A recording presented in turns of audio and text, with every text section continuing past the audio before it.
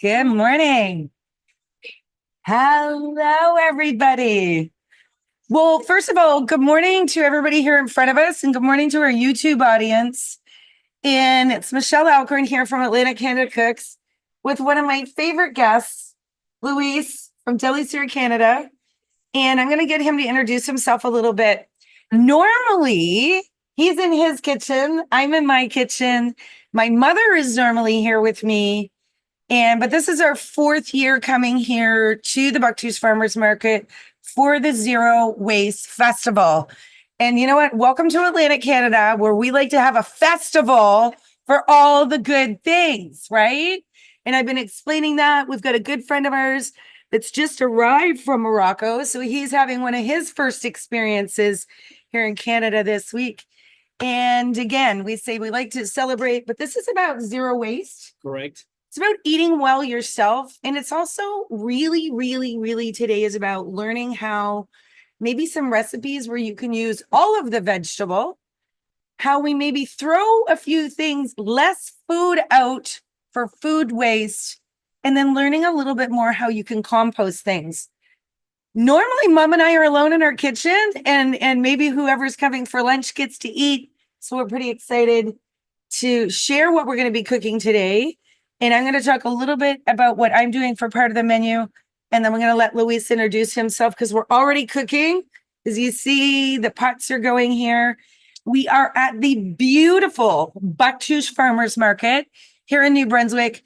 And it's worth the drive. So we hope we encourage more people from around. It's a very small community, but it is only about 35 minutes from Moncton Drive. And so come out here and learn and obviously see the most incredible views. Some of the most incredible views in all of the world can be witnessed here right in Bouctouche. And I am not going to parler français today, but this is also one of the places we celebrate a lot of our Francophone or Acadian heritage in this region as well. And there are incredible vendors out here that are selling some amazing things. Much of it made from recycled mittens, scarves. So zero waste isn't just about food. It's about all the things that you can do good for the earth. So I'm going to turn it over to Luis to talk about the first part of our menu and tell us what we have cooking. Yes. Well, I'm going to share my side from the public. Yeah. On the camera. Right. A little bit of both. So maybe tell them who you are first. I'm Luis Barrera. I come from Venezuela. I'm a professional chef and also have a food business here in Bouctouche and also in Mountain, both in the farmers market. Sorry for my English is not perfect, but I try. Anyways, today we are making yuca, which is something very common in the tropics. You can see it here. This is a yuca. Is a root. It's a root that grows in all the tropics, and it's super common in the Caribbean. It is delicious. We are boiling it to get it soft, and then we're going to fry it, and that's it. And that's hot, and it's like French fries on steroids. It's very good. And also we are making ceviche. Shrimp ceviche. Ceviche is a preparation typical from the Andes, especially Peru and Ecuador. This particular one is an orange ceviche from Ecuador. Made with shrimp. Yeah. So the shrimps. It is important that when you peel the shrimps, I mean, you take off the peels. You don't get rid of the peels, just in the trash. Use it for your compost, for your plants. It's very rich in phosphorus, and it's very good to use it as a fertilizer. All right. And I just want to bring up when it comes to shrimp here in the province of New Brunswick, because we've got guests from all over the world here and some newcomers here.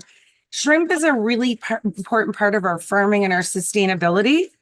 And there's so many health properties that come out of shrimp. And the shrimp oil that is often created from regions is one of the best things that you can get for high levels of omegas. So we want to encourage people to eat your shrimp, But when you take your shells off, like we said, use those and put them out into your garden. They're one of the best things that you can get. We would sell compost here that has some of the shells and stuff in it. So just remember, those are right here for you any time of the year. So we want to encourage people of what to keep. Oh, thank you. So we've got a mic. Do we hold it? You could. We get the amazing Rochelle here, and we want to thank you so much. And we want to ask her to give a few words about this Zero Waste Festival. There's a lot of work that goes into this, and not a lot of our farmers markets have the opportunity to do extra training, because these people were here all day yesterday, including the waste, making sure everybody was getting well fed. Do you want to add a couple of words? Because we've also got another guest that's going to come on. Yeah. Bonjour et bienvenue au marché des fermiers de Bouctouche. C'est notre 4e festival Zéro Déchet. C'est une activité qu'on fait une fois par année pour promouvoir les pratiques anti-gaspillage des aliments. It's our 4th annual Zero Waste Festival, and it's very different from the market. It's very, very much low key, but it's interesting. And with Michelle, we have to start early because it's 9 o'clock for a show, and that doesn't help get us the crowd. But our goal is really to promote less waste with food, especially. And we're happy to have a new vendor joining you. And actually, Michelle is who introduced us, so it's working out well.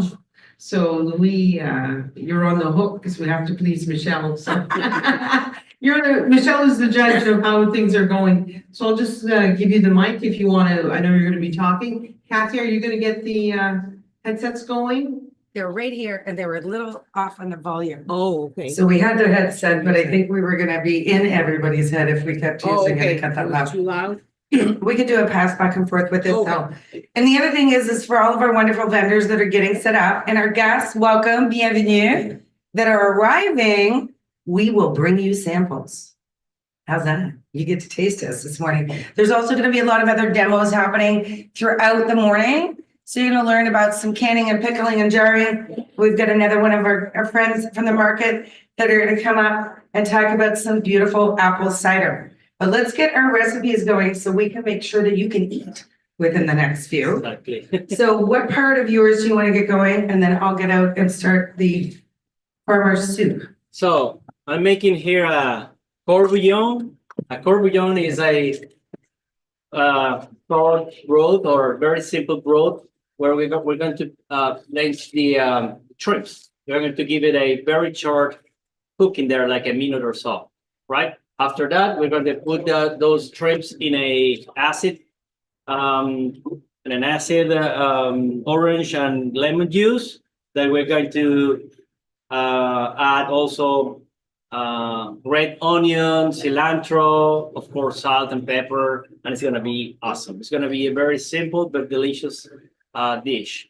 The ceviche has its origin from the fishermen. They used to go, on their little boats, so they were outside fishing. So they didn't want to come back to shore, to have lunch. So they would have just lemon and the fish they have there and lemon salt, and that's it. That's all you need to have a ceviche. Sorry, it's raw, but it's not raw because the lemon cooks it, right? And the acid makes the magic, and it's delicious.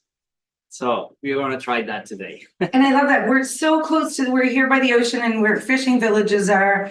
And that's such a great part of the story, where that's how they stayed healthy, where they were out sea getting all that great fish for us to eat. So there they are. So you can carry your citrus and have it with you. I also want to show that where Luisa's down here on the side of the orange, we're going to be using the rind as well as the juice. So I don't think it happened this year, but we loved it because the Bouctouche Farmers Market here often makes some products that are in the Syria boutique that's here as well.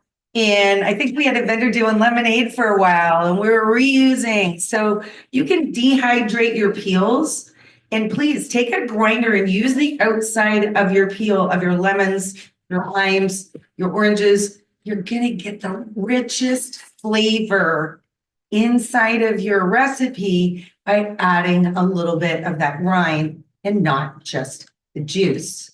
So really good cooking tip on that one. And as Luis is here beside me, he's squeezing all of these oranges. Should probably move you over so the camera can see. Michelle, this is like the lemon Oh, powder. thank you. This is like one of my favorite. So this is what they've done. I'm gonna put it here. We're gonna pass it around to the audience. So it's dehydrated into a powder. So no waste.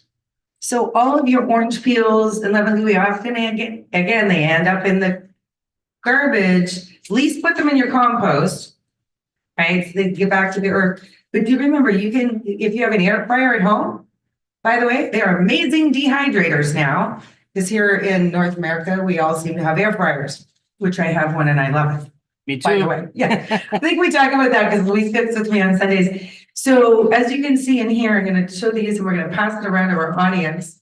See, we have natural light from the beautiful sunrise this morning coming in, and we'll pass that around for everybody to have a look. But it's amazing because you throw that into any recipe and you're just going to get that beautiful extra citrus flavor and citrus taste. So lemons, limes, we can actually eat all of those. So learn some new ways that you can use all of that fruit and all of that vegetables.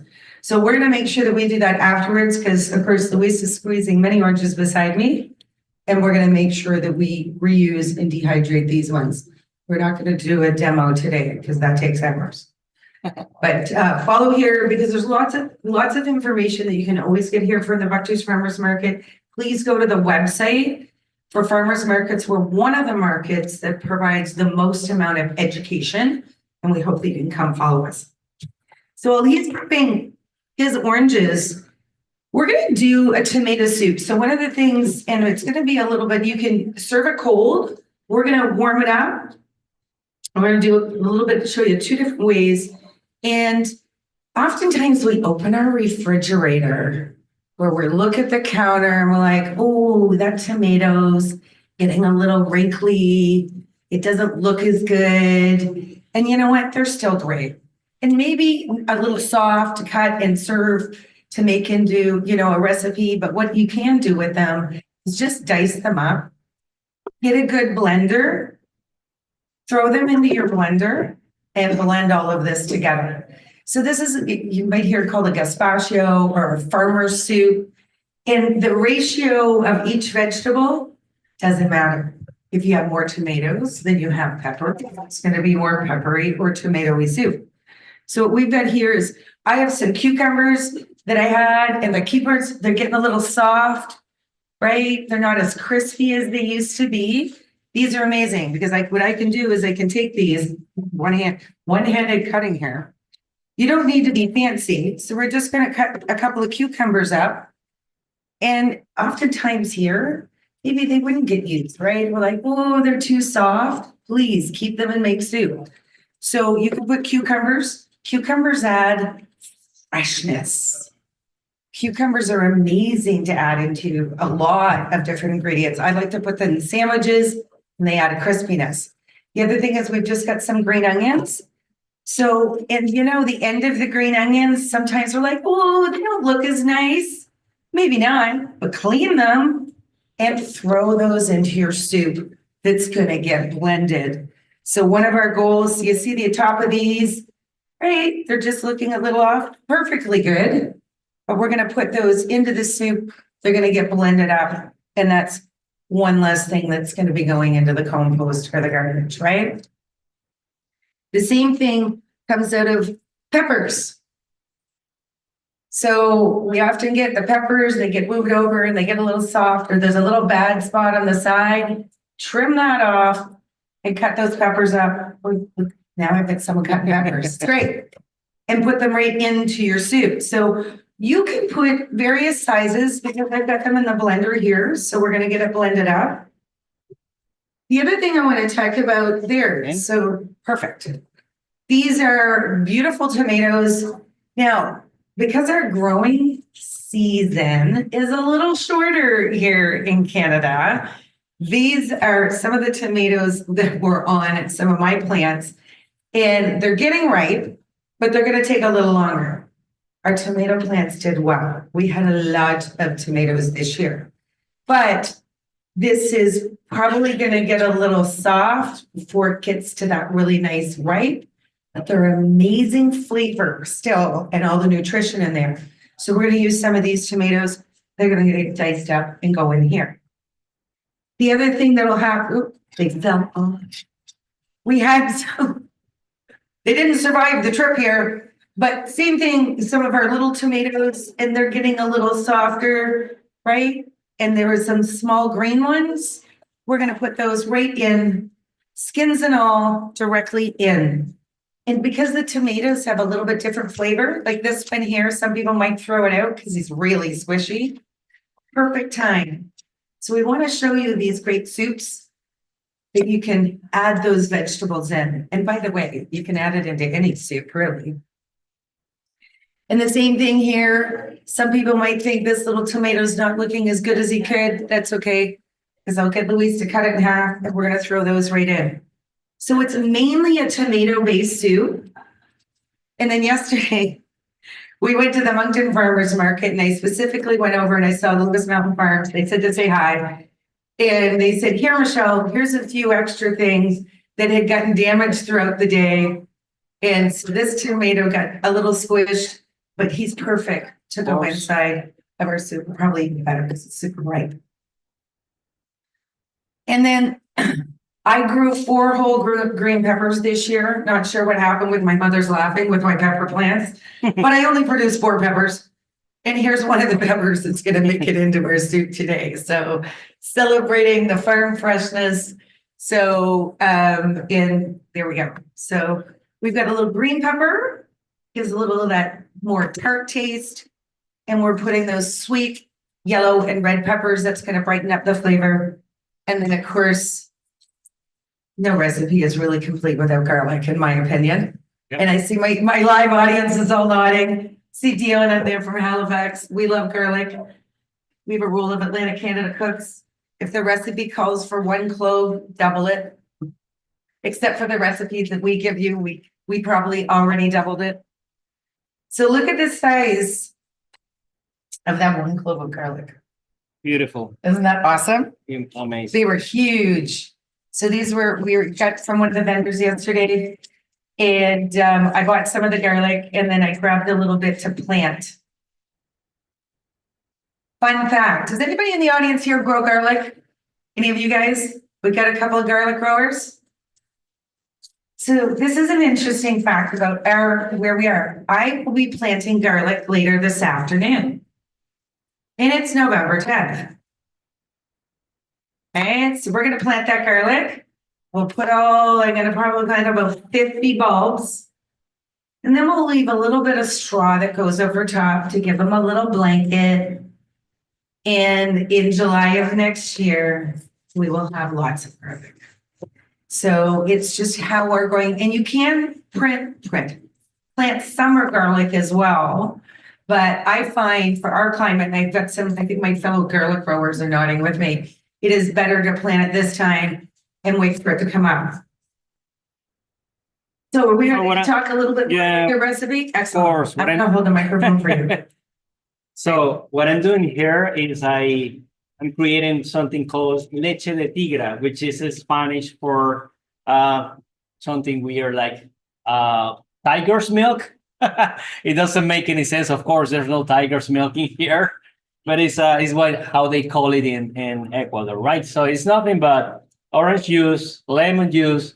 So I'm adding some red onion. I'm gonna put some cilantro, garlic, of course, and this is going to be our cooking liquid, right? So we're going to reach the shrimps down there in the pot. And we're going to put it here again, okay? So it's gonna cook this meat in this liquid. It's not gonna be cooking with heat. It's gonna be cooking with the acid, right? And it's gonna be delicious. And the other thing we're going to do, I already took the yuca out of the pot. It is resting there. So we're going to cut it in smaller pieces, and we're going to fry them. And it's going to be like French fries. Okay, so we're going to eat shrimps along with the French fries, but it's not French fries, it's yuca fries. All right. And there's a different level of health ingredient in the yuccas is right? So when you're looking at different vegetables, I meant to go pick some Jerusalem artichokes before we came up this morning. That's another really cool root vegetable that a lot of people don't realize. Because a white potato is awesome. It's one of the largest or most popular consumed vegetables in the world is a potato. Because obviously they grow in all climates, all cultures around the world. But there's so many other root vegetables that are unique. And what I love about them is a lot of them are fibrous. They're more potassium. They're really good. Less starchy. Less starchy. Exactly. So any of you that are any of those that are diabetic, and we like to talk about that, it's really important. You can substitute some of your potato and use like a yuca or a Jerusalem artichoke, or known as a sunchoke. And I love these because the flowers on the top of them in my backyard are about 14 feet, and someone should convert that into meters for me. How many meters is that? How many feet again? 14 feet. 14 feet, like we like 4 meters. There we go, 4 meters. And at the very top of each one of them grows a beautiful little sunflower. Wow. It's amazing. But underneath into the ground is these beautiful sunchokes. And I'm going to remember that for next year, Rochelle, because I've got so many of them in my backyard I could have brought to feed the market. But there are so many unique root vegetables. And again, some of them don't need to be peeled. So you're going to eat all your peelings. I love this time of year too, because our fresh potatoes, which we featured last year with Ann, you can eat those potato skins, clean those off. If you store your vegetables properly, they will last longer. Your skins will be better and you can consume them. So for storage, please come check out the vendors today. There are some people here that are going to tell you how to store your vegetables properly so they can last a little bit longer. So one of my ingredients, and I get in here, that's going to be coming into my farmer's gazpacho, because we've got garlic, and we've got our peppers, we've got onions, we've got tomatoes.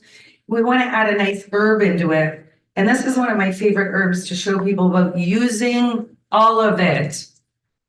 Cilantro. Cilantro. Love this one. Of course. And even the people that don't like cilantro, because some people think it tastes like soap, that's genetic. Just so if anybody does want to understand that, I know a naturopathic doctor helped me understand that. Usually if it's blended into something else, it doesn't have so much cilantro taste, but it is really one of those herbs that's excellent in health. But we end up throwing out the roots. You do not need to throw those roots out. They're completely edible. And they're one of my favorite things to have when I'm roasting things. So if I make a sauce, I might use the delicate top part, right? And everything else, and we all know if you're eating guacamole and you're having some salsa, chances are cilantro is going to be the herb that's going to be in there. Of course. But with these, a lot of people dry them and grind them. And then you've got a coriander powder. So a lot of people get mixed up over it. That's actually all the same one, but you get different flavors. My other favorite thing to do is when I cut the ends off, is if I'm roasting my potatoes or I'm roasting chicken, I take all these ends and I put them all in the base of my pan with some beautiful onions. Set your chicken or your protein or your fish. Mom, we do it a lot with fish. Yep. And use these for the flavor. And you will get the richest flavor sometimes in this whole plant that's actually in the roots. So the next time you have a bundle of cilantro, please remember that. And I travel a lot to Morocco, which I'll be hosting the show the next few weeks from Morocco. And that is very much a cultural thing there. All the different pieces are definitely used and they're going into those amazing soups. And things that are being made. It's very common in Latin America as well. Exactly, Super right? common. Yep. So Luis is going to show you, he's using the twin herb to this that are often confused because you're using parsley. This is parsley. So hold it up. But I'm going to use both. I know, Parsley you can hold it up and show everybody. It's like the two, just hold on. Get yours out. Okay. hold that up to the Oh. camera. Okay, okay. This, hold it up. Oh, you want me to hold it? Okay. There you go. Do you notice in the store, do you ever go in and say, which one am I buying? Right? Because they look the same, but totally different, It's not. It's totally different flavors. And I won't use as much as the stems with my No. parsley because they're a bit more bitter, Yep. That is right. right? But they're good for soups and stews. It is. So my habit, and I hope will teach you a few things. I have a little plastic container in my fridge. When I have my stems and I use all the delicate herbs, and then I put the stems in the container. So then when I go to make a stew, I have all of those things all ready to put into my stew or my soup where you can reuse those parts of it. So again, we're hoping to inspire people to not throw everything out. And I can tell you in some cultures, this red part of the onion on the outside, it's used for dye. So they're boiled and they're kept and they're used for dye for colors. So I hope we all remember that the beautiful colors we're wearing. Somebody was using these all from vegetables before we figured out how to use other dyes. So that's an amazing thing that way. Awesome. I didn't know that. Right? Yeah. That's why there wasn't a lot of colors way back. And now we have a lot more colors, but look about beets. Oh, yeah. Yeah, amazing. Um, Okay, take us through where you're at with your recipe. So I'm finishing here with the leche de tigre. What I put here is the garlic, the cilantro, which I'm finishing chopping here. You don't have, it smells good. smells Yeah. amazing. Yeah, you don't have to, chop it too Bring it finely. here, Just There we go. put it there. Right. So a rough chop through that. And remember, this is almost like the pickling liquid, so to speak, Exactly. right? Because the shrimp's gonna go inside of this, sit for a little bit before we get a chance to taste it. Exactly. So what I'm going to do now is gonna get the shrimps. So he's gonna get the shrimp and get that ready to go into the liquid. Now they have to go to the Oh. to the bourguignon first. So bring it over here just to show everybody what you've done to keep the shrimp crate. So if you see here, and we'll show in the camera, he's got a little bit of ice that he's had on top of them to make sure the shrimp are kept cold at the Exactly. right temperature. Very important. Because you do not want your seafood to go, I mean, you're making a ceviche, your food temperature is super important so that nobody gets sick. And we're feeding a live audience, so we're going to be careful about that. Rochelle has a flight on Tuesday, Very and important. we don't want to Yep. miss it. So I'm gonna put it there for, let's say, 1.5 minutes. We don't want it to be, we want the shrimps to stay crunchy, right? We don't want the shrimps to go soggy we want them crunchy when we put it in the leche de tigre. Okay. And a lot of people here do blanching and pickling. So I think there's gonna be some other people today. I see Rochelle smiling. They're gonna teach you some of these same techniques that he's gonna do with the shrimp. You would do with, maybe you're gonna blanch some Brussels sprouts and then freeze them. So you're shocking that vegetable a little bit and then we're gonna freeze them. And we do a lot of freezing here in Canada. It's interesting, my friend Supayan was here and he was like, you have a lot of refrigerators and freezers in your homes. And we do. And I think that that is so unique and a culturally different thing. So our other friends we're going to invite up to talk about, maybe share a bit of that experience too.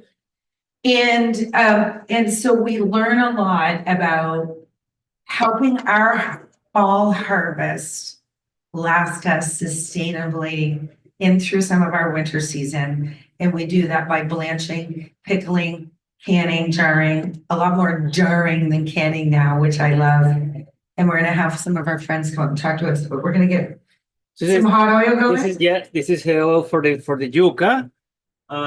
Here we have the We need something to put on. Oh, look at the size of this bowl of yuca. this is the this is the yuca we already boiled and it's soft and tender and you can try a little bit. We're gonna go in there.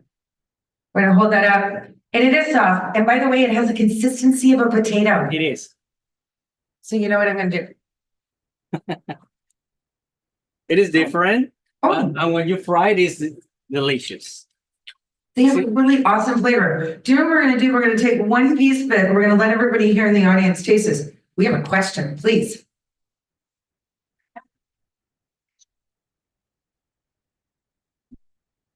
Yes, so I love this. So the question is, we're not used to this vegetable, which is another reason why we chose to use this today. So we're gonna walk through, it is very easy to prepare, cook, and everything. We cannot grow this vegetable in Canada. No. But it, So we don't grow this here, just so that you guys know that. So you do need to, he's blanched these. So we'll go back through that so everybody sees, oh. Yeah. Look at that. The shrimp are already coming out of their bath. yep. So he's done a fast trip on this. We're gonna walk through exactly how to cook at this and make sure everybody gets to taste it. So where do you? Where to buy it? You can buy at Walmart, like that, you know? And there is a place in Moncton called There's a few of them. The Rabia store has brought them in on St. George Street. That is Syrian. also, It has a really great place because we picked some up from him. So that's 360 St. George Street or 390. I can't remember which. I think it's 360. and also there is a place called Toma occasionally has it. Occasionally has it. okay. Yeah, so it's already peeled and frozen in Afro Latino as well, so it's easier for you guys to Yeah, so he brought the frozen that was already ready in packages, so it's a little bit faster that way. But then you can get the fresh. We have so many more of our newcomers coming in from some of our African and Latino countries. This is very, it's like a sweet potato for us. So it's wonderful to see us importing more of these in here for us to have. So there's a few of the places. Thank you for asking that question, because that is an important question. Yep.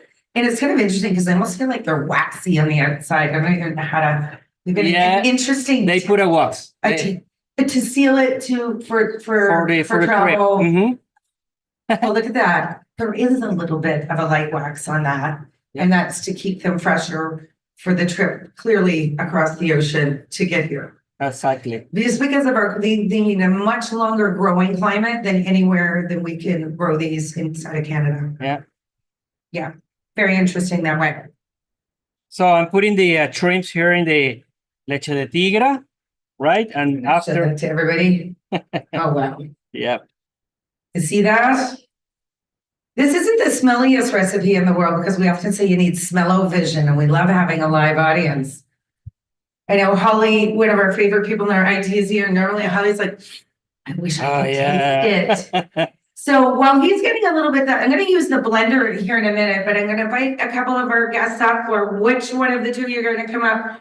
We have been discovering apple cider is another, and apples, pears.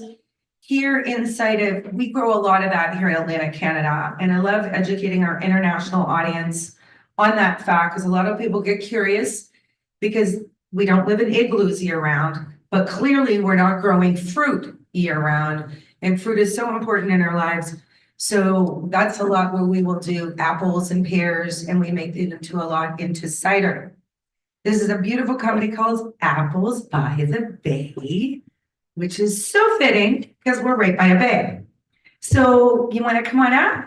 We'll get you to do an extra introduction of yourself, and I'm going to give you this microphone. We're going to give you guys a taste of this. So we're going to give you guys a food taste. Here we go.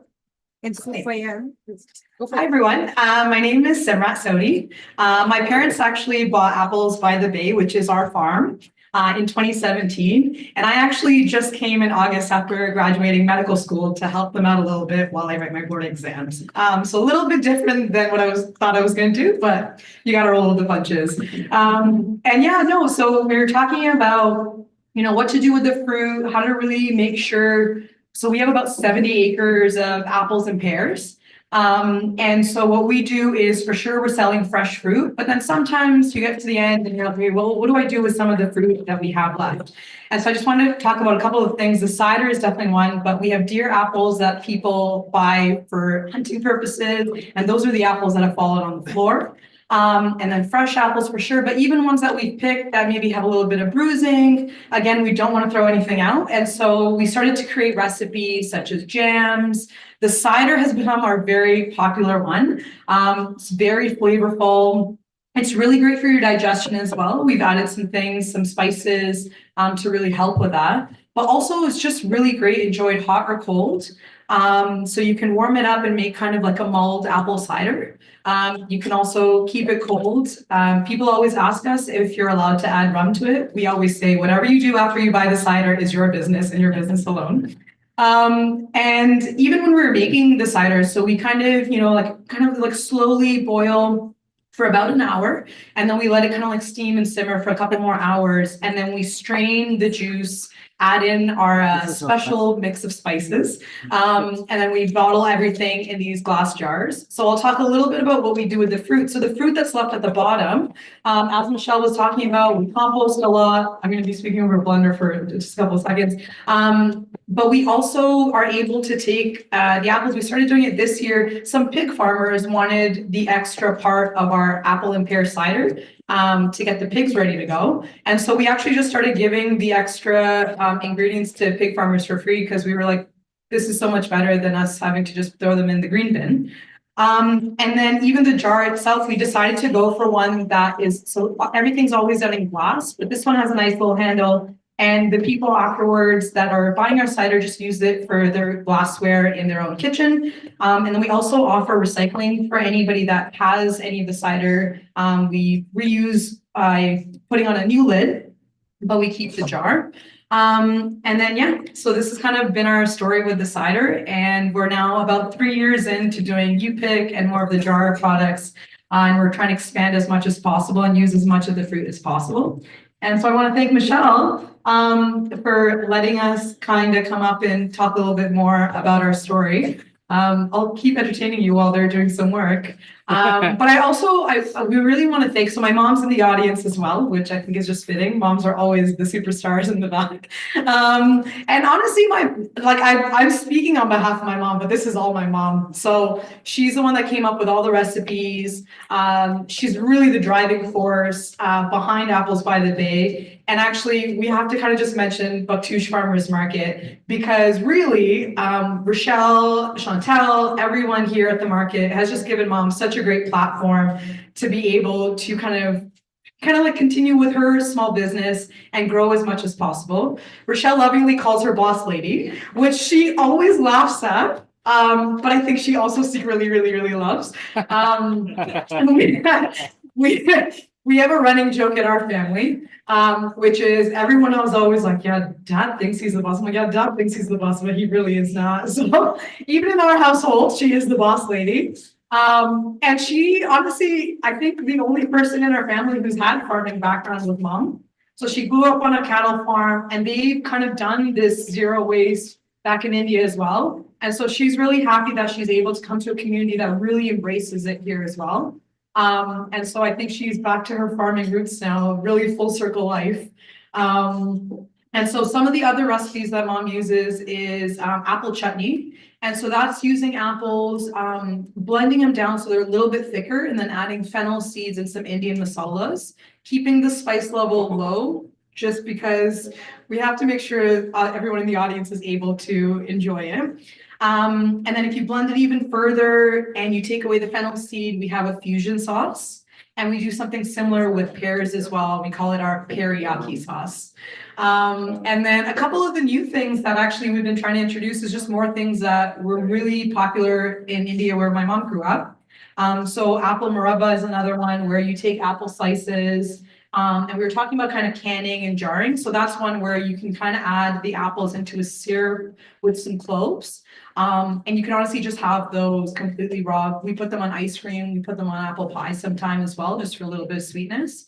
And I think more and more we're trying to jar and can as much as possible to really make sure that we have lasting apples for the rest of the year for us as well. So Michelle, I don't know how much longer you're going to be talking about apples by the bay. Great. And also I want to thank Michelle. We met and she was very courteous to say, hey, you should come by and talk about apples by the bay. So thank you so much for giving us the opportunity. Such a pleasure. I'll hand this back over to you. See, it's individuals like yourself and your mom, though. Thank you so much. That inspire me, because my role is to take your food and cook with it.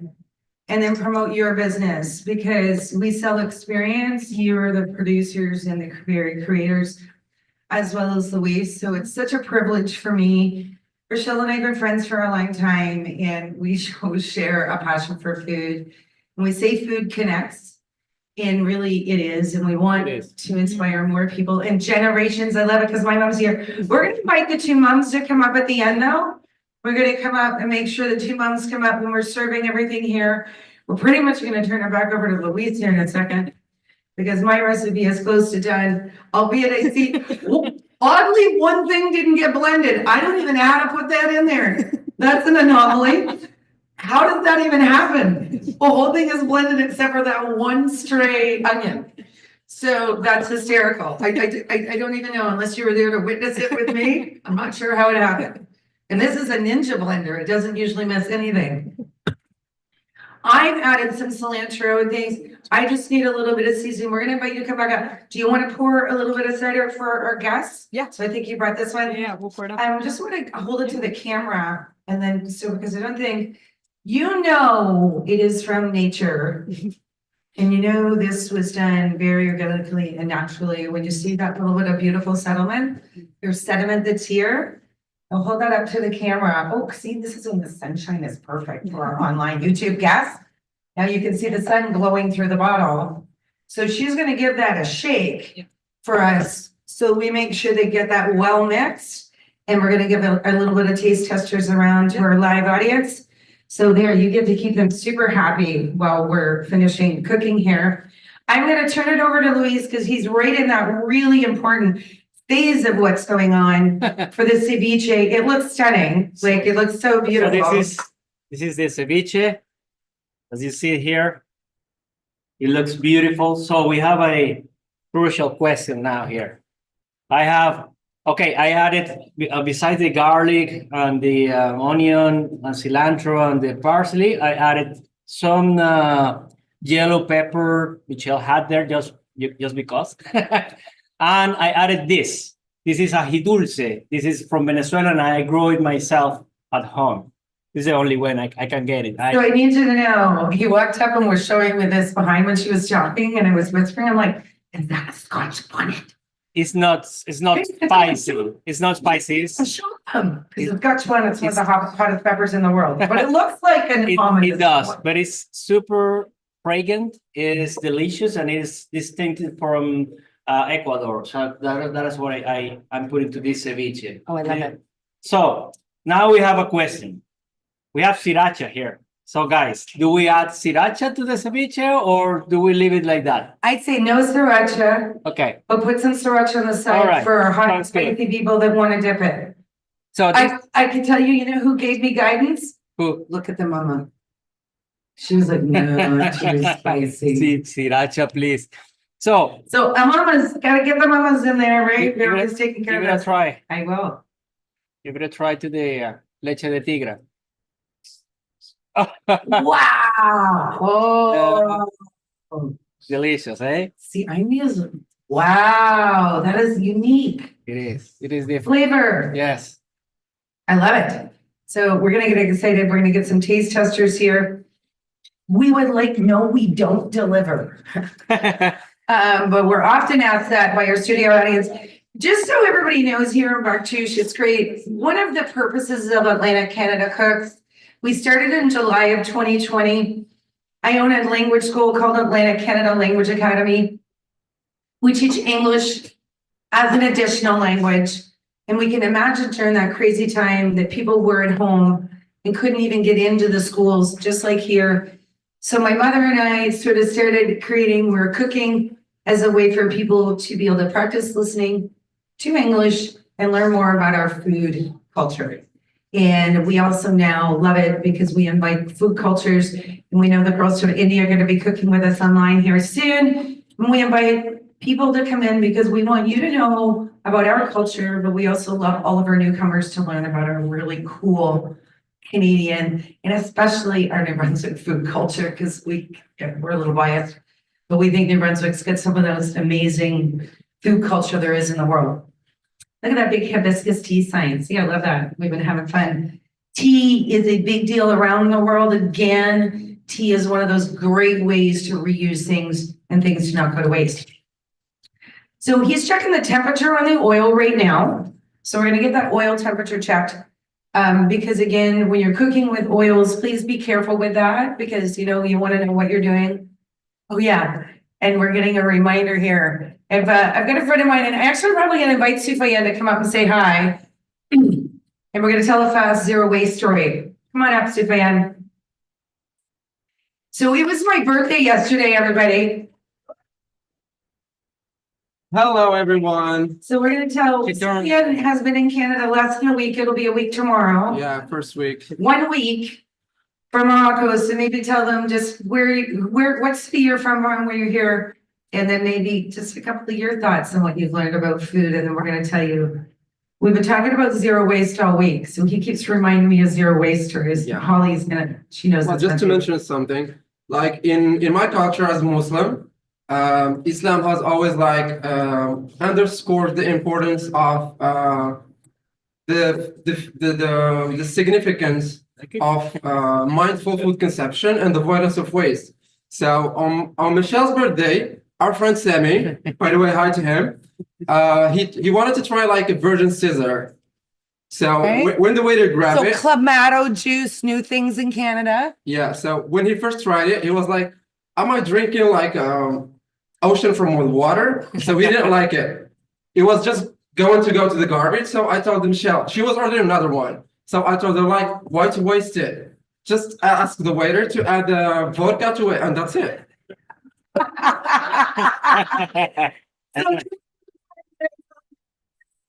So that was a perfect zero waste moment. Exactly. And you're right, it would have gone into the garbage. So I added some vodka to make Tabasco sauce and proceeded to finish celebrating my birthday with a Caesar.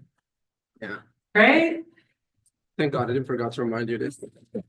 I loved it. And now I'm gonna remind them to say, make sure you take lots of pictures. So we're gonna move over to here to see what Louise is doing. As it looks good. And my gazpacho is pretty much ready. And I want to realize everybody, I have actually filled this blender up out back twice. And then it blends down into this consistency. So, and then of course, because I've used some green tomatoes and not as red and ripe tomatoes, you see the unique color that is, but the flavor is amazing. I have not put any salt or pepper in yet. And the reason why I kind of wait till the end is I want to taste how the vegetables come together. Peppers have unique flavors. That way I don't end up over seasoning it. Right? So then I'm going to add a little bit of we've got that beautiful citrus and a little bit of salt and pepper. So again, you don't need to have all these spices in your cupboard because nature has already given us so many great flavors. So we've got the yuca. I'm gonna grab another one of these again. They feel like that's like a starchy, interesting potato. And I think we're gonna have some here that's not cooked. So afterwards, when you guys come up, we'll put a little buffet out here so you can have a taste, get the texture, see what the different things. So he's cubed it up. So is this the normal size that we do it? Yeah, Because these are like really generous size. yeah, I'm all in for that. yeah, that's the size. So, So we're gonna deep fry these. yes, So the only thing that you have done is, these were the frozen ones though, right? those are And the then you- frozen ones, And then you yes. boiled them Yes, I boil them to their to get them soft. soft. And then you fry them. But you can eat it right like that as well. I mean, Well, that's good because I was eating one earlier. you can. It's good that I can do that because I've been doing it. Yeah, so the oil is almost ready. So we are just going to fry them. Then we've added some salt, and that's it. It's pretty simple. It's like a potato.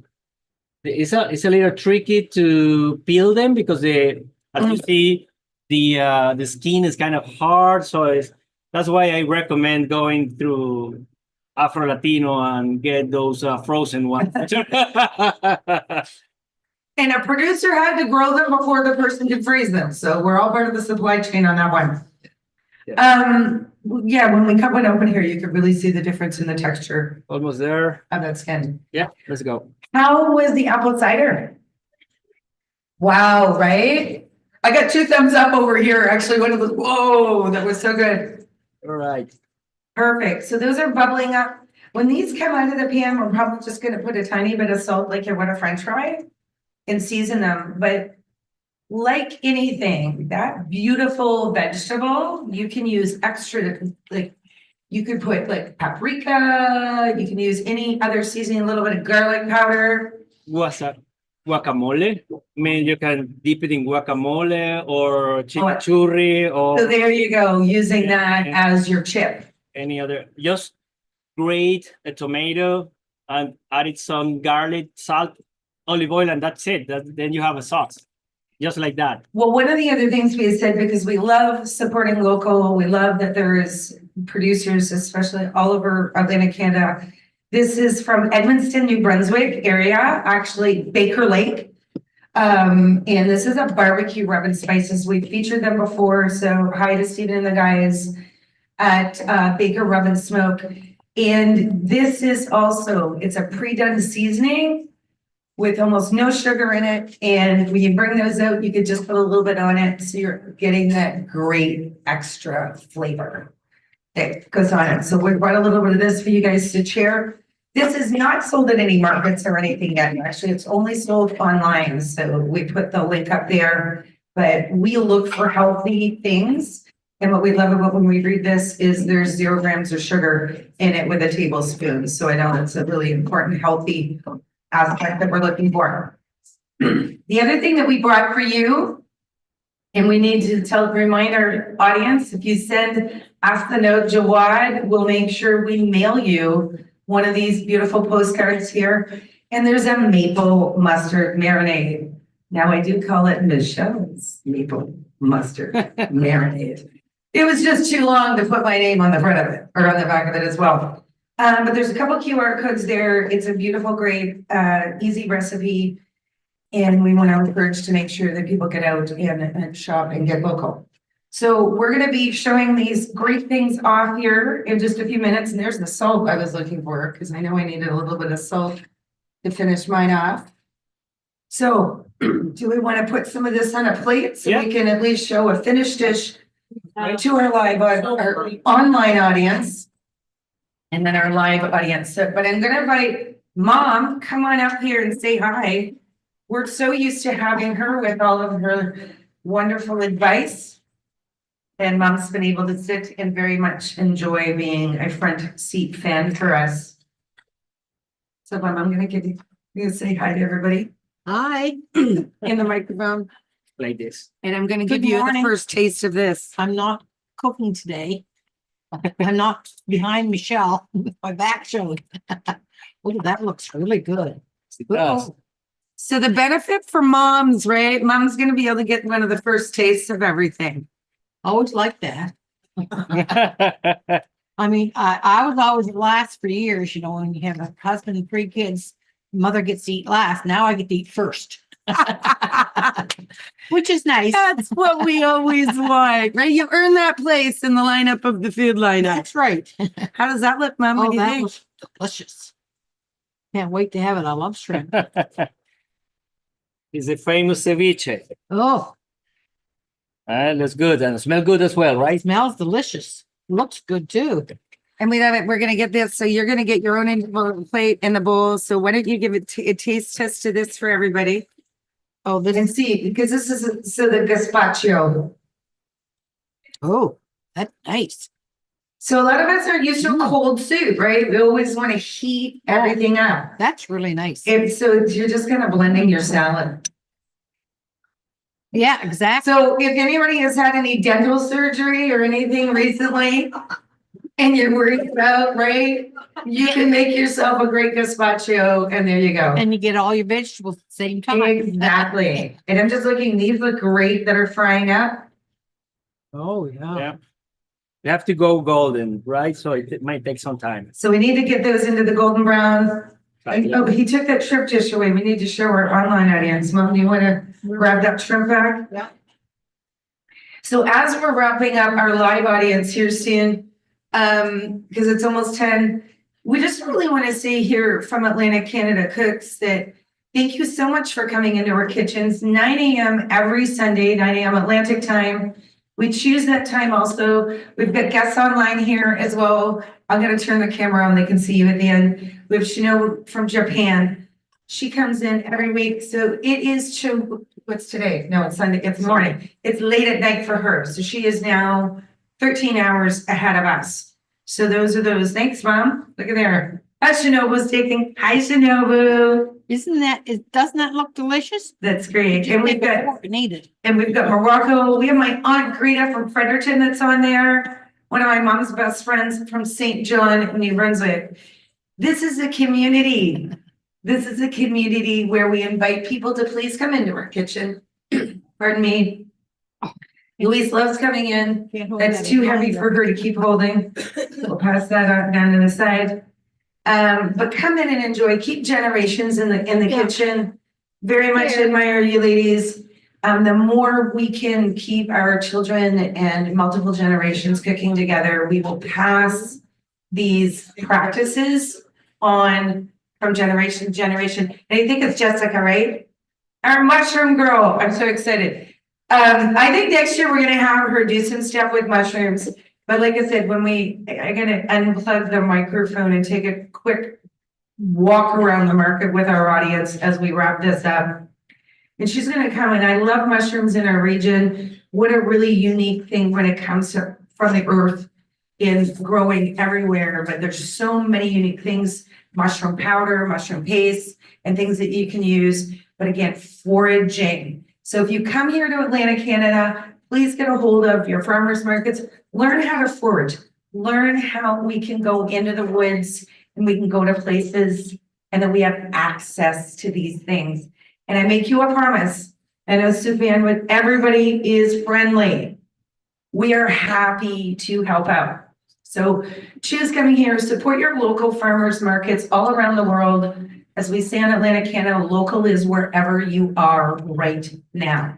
So wherever that is, find a local supplier and go out and shop and try their fresh things. And looking, I can see tea, I can see recyclables, we've got spices, we've got jarring, pickling. It's going to be an absolutely amazing day here at the market. Any final words for you? So yes, thank you for coming. But I'm putting these two sauces there. This is sriracha, you all know it. This is one we make in Delisur. So this is spicier and this is less spicy. Okay? I can tell you like sriracha because when you say the word, you're like, that's spicy. I will go for the sriracha. His voice Even though I make this one, I will go for the spicier. Yeah. So come in and see us. Again, I want to say Delisur, Canada. They are located at the Moncton Farmers Market. We know that because when I get our empanadas almost every single week, we were late yesterday.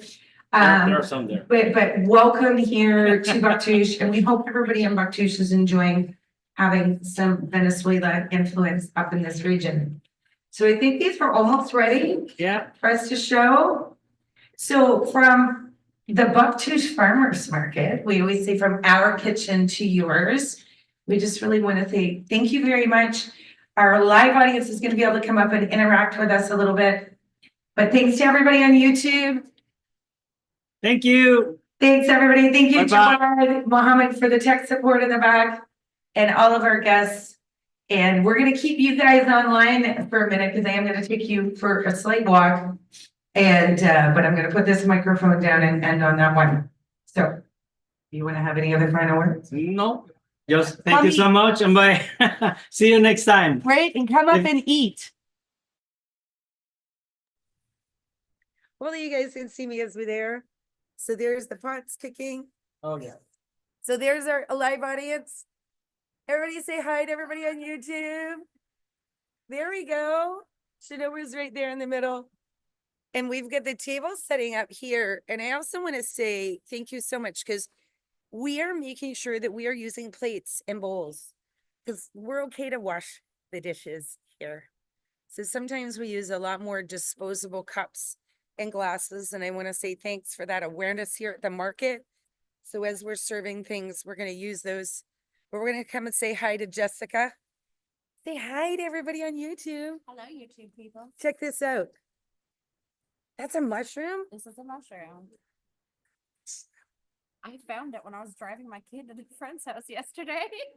That's crazy. Yeah. And what kind of a mushroom? It's called an oyster mushroom. It's one of the ones you can actually buy at the grocery store, but it And grows have? wild around here. And I found 100 pounds of it this week. Okay, Yeah. we know last year Jessica and I talked about this, but in December, we're gonna zoom her in on a Sunday and we're gonna do a whole entire mushroom. We're definitely gonna do that. Sorry, as we say goodbye to our YouTube guys, there we got some tea.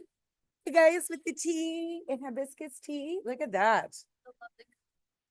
So I love hibiscus tea. I do it every day. I think I had a cup this morning before I left. And there we go over here. You're gonna see that big sunshine. Lots of the recycling. Look at all these beautiful fresh thyme and herbs. And these are all done by local vendors here. Soaps and oh, beautiful, nice smelly things. Say hi. We'll put a little note out on our YouTube channel and our Facebook afterwards so everybody can see. This is what we were talking about. Instead of plastic, this is for your sandwich so that you don't have to always use the plastic wraps and things like that. And now this is a great example where they have dehydrated carrots. So they're good for snacking, right? And we don't always think about that. Look at dehydrated onions. So once they're like this, we can use these all winter long and we're still keeping those great things. And one last really fun note here, and I think this is great on Zero Waste Sunday. Many of our newcomers, this is what recycling is like here in Canada. So we want to make sure that we're keeping our cans and our bottles. We do have regular garbage. Sometimes our sneakers wear out and we have to throw that stuff out. And then this is where all of our food and our compost goes. And then again here for your complete recyclable bottles and some of those things that we can take back. So as you see from the amazing Bouctouche Farmers Market, thank you so much for joining us today. And we hope you have